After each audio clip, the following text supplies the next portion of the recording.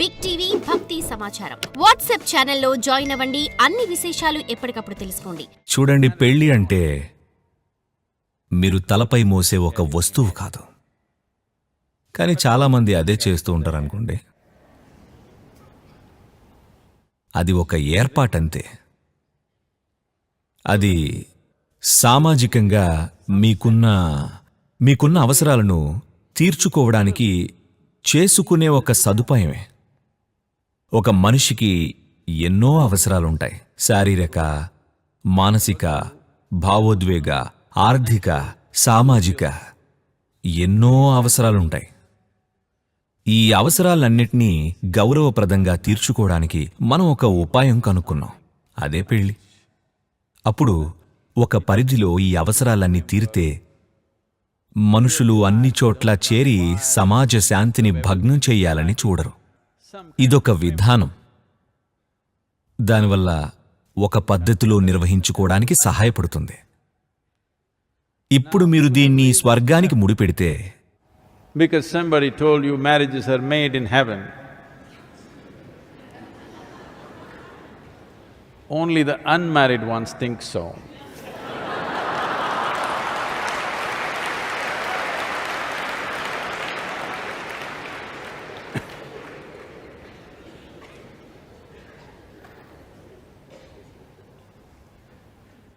ఇది ఇద్దరు వ్యక్తుల మధ్య విషయం, సరేనా? ఇప్పుడు ఆధ్యాత్మిక ప్రక్రియ అనేది అంతర్ముఖంలోకి చూసే ప్రక్రియ. నేను ఇంకొకరితో కలిసి నా లోపలికి చూడగలనా? పెళ్లి అనేది మీ జీవితంలో కొన్ని అంశాలను తీర్చుకునేందుకు చేసుకుంటున్న ఒక ఏర్పాటు. ఈ విషయాన్ని కలగాపులగం చేసుకొని ఆధ్యాత్మిక మార్గంలో మనం కలిసి నడుద్దామనే అపోహలు మాత్రం పెట్టుకోకండి. ఎందుకంటే ఆధ్యాత్మిక మార్గం అంటే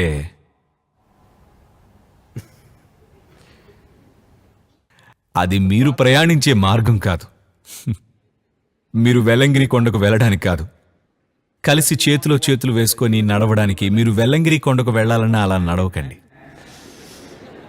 అది చాలా ఇరుకైన మార్గం. అరణ్యంలోకి నడవడానికి అది సరైన మార్గం కాదు. మీరు పార్కులో కావాలనుకుంటే చేతిలో చెయ్యేసి నడవచ్చు. మీరు కలిసి షాపింగ్కి వెళ్ళొచ్చు, సినిమాకి కూడా కలిసి వెళ్ళొచ్చు. కానీ అంతరంగంలోకి చేతిలో చెయ్యేసి వెళ్ళలేరు.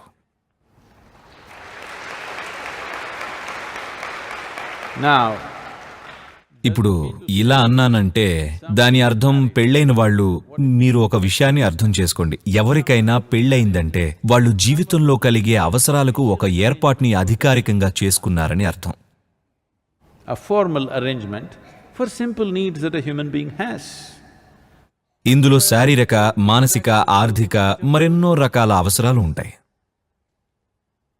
కాబట్టి ఇవన్నీ మీరు చేసుకున్నవే. కాబట్టి వాటిని మీరు హుందాగా నిర్వహించుకుంటే మీరు అంతరంగంలోకి చూసుకోవడానికి సమయం దొరుకుతుంది. అలా కాకుండా ఆ ఏర్పాట్లలోనే కూరుకుపోతే ఇక మీలోకి మీరు చూసుకోవడానికి ఆస్కారం ఉండదు. అంటే మీరు ఒంటరివారైతే అది సాధ్యపడుతుంది అనుకోకండి.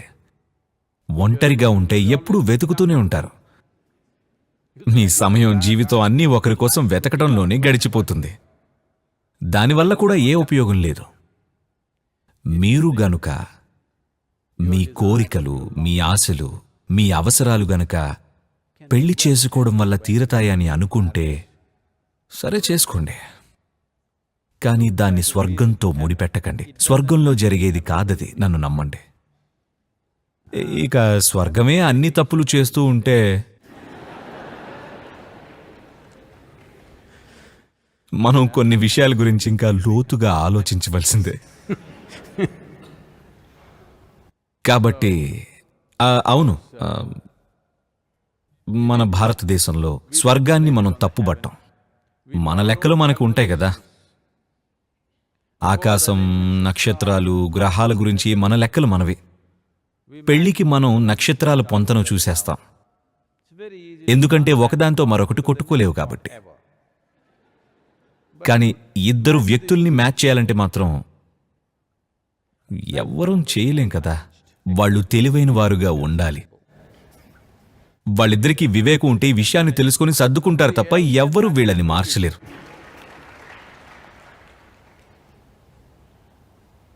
పూజారులు కృషి చేశారు, దేవుళ్ళు దెయ్యాలు అందరూ ప్రయత్నించారు, అయినా సరే అది పొస్సగా లేదు, అది పనిచేయలేదు.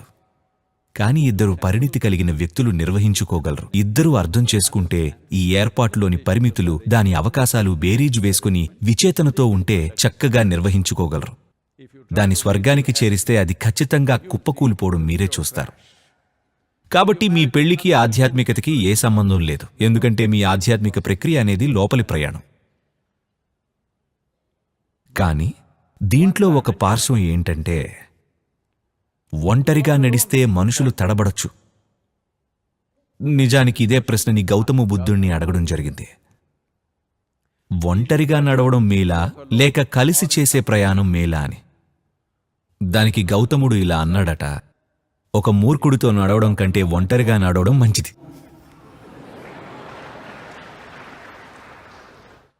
అలా అన్నది గౌతముడు, నేను కాదు. గౌతముడి నమ్మకం ఏంటంటే ఒక మూర్ఖుడే మిమ్మల్ని పెళ్లి చేసుకుంటాడని.